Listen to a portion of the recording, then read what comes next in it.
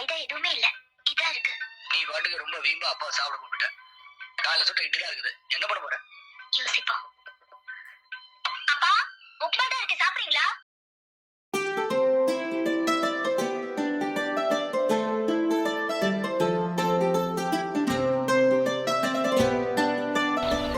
உப்புமா ரொம்ப சூப்பரா இருக்குமா? ரவா உப்புமா மாதிரி இல்லையே, இது ஒரு டைப்பா இருக்கு. ரவா உப்புமா இல்லப்பா, இட்லி உப்புமா. இட்லி உப்புமாவா? ஆமாப்பா, அவசரத்துக்கு வீட்டுல எதுவுமே இல்ல. காலையில வச்ச இட்லி தான் இருந்தது. அதை உதுத்து തളിച്ച് ഉപ്പുമാ பண்ணிட்டு. രാവിലെ വെച്ച ഇഡ്ഡലി ബാക്കിയായാൽ എങ്ങനെ എളുപ്പത്തിലൊരു ഈവനിങ് സ്നാക്കായി മാറ്റാമെന്ന് ഇന്നത്തെ വീഡിയോയിൽ നമുക്ക് നോക്കാം. ബാക്കി വന്ന ഇഡ്ഡലിയാണിത്. അതിലേക്ക് കുറച്ച് വെള്ളം ഒഴിച്ചു കൊടുക്കുക. ബാക്കി വന്ന ഇഡ്ഡലി തന്നെ ഉപയോഗിക്കാൻ നോക്കുക പറ്റെങ്കിൽ, എന്നാൽ ഒന്ന് നല്ലോണം തരിയായിട്ട് ഉടഞ്ഞു കിട്ടും. ചൂടുള്ള ഇഡ്ഡലിയൊക്കെ ആണെങ്കിൽ ഒന്ന് ഒട്ടിപ്പിടിക്കും, തരിയായിട്ട് കിട്ടിയെന്ന് വരില്ല. ഇഡ്ഡലി ഒന്ന് നല്ലോണം പിഴിഞ്ഞിട്ട് ഇതുപോലെ തരിയായിട്ട് ഉടച്ചെടുക്കുക. പിന്നെ വെള്ളത്തിൽ മുക്കിയെടുത്താൽ ഒട്ടിയതുപോലെ അല്ലാതെ ഇതുപോലെ വിട്ട് നല്ലോണം കിട്ടും. ഒരു പാത്രത്തിൽ നമുക്ക് വേണ്ടത്ര എണ്ണ ചൂടാക്കുക.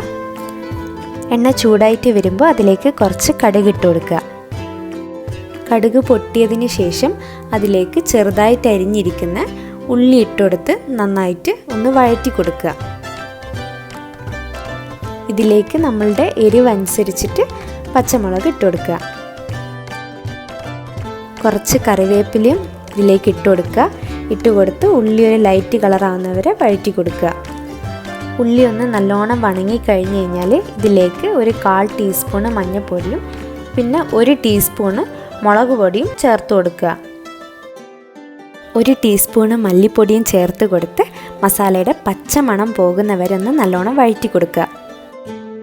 ചെറുതായിട്ട് അരിഞ്ഞിരിക്കുന്ന തക്കാളി ഇതിലേക്ക് ഇട്ട് കൊടുക്കുക. ഇട്ട് കൊടുത്തതിന് ശേഷം 1 മിനിറ്റ് വരെ ഒന്ന് നല്ലോണം വഴറ്റുക. ആവശ്യത്തിന് ഉപ്പിട്ട് കൊടുക്കുക. ഉപ്പിട്ടെടുത്തതിന് ശേഷം തക്കാളി ഒന്ന് ഉടഞ്ഞ് കിട്ടുന്നവരെ നല്ലോണം ഒന്ന് വഴറ്റിയെടുക്കുക. തക്കാളി ഒന്ന് നല്ലോണം ഉടഞ്ഞ് വന്നിട്ടുണ്ട്. ഇതിലേക്ക് നമ്മൾ നേരത്തെ ഉടച്ച് വെച്ചിരിക്കുന്ന ഇഡ്ഡലി ഇട്ട് കൊടുക്കുക.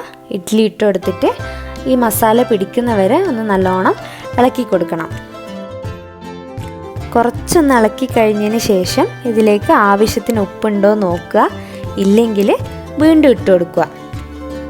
ചെറിയ കുട്ടികൾക്കൊക്കെ ഇത് നന്നായിട്ട് ഇഷ്ടപ്പെടും.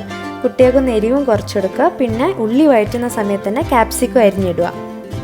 അങ്ങനെ വളരെ എളുപ്പത്തിൽ ഉണ്ടാക്കാൻ പറ്റുന്ന ഇഡ്ഡലി ഉപ്മാവ് തയ്യാറായിട്ടുണ്ട്. തുടർന്നും ഈ ചാനലിൽ നിങ്ങൾക്ക് വീഡിയോസ് കാണുവാനായി ഈ ചാനൽ സബ്സ്ക്രൈബ് ചെയ്യുക. കൂടാതെ അടുത്തുള്ള ബെൽ ബട്ടണും അമർത്തുക.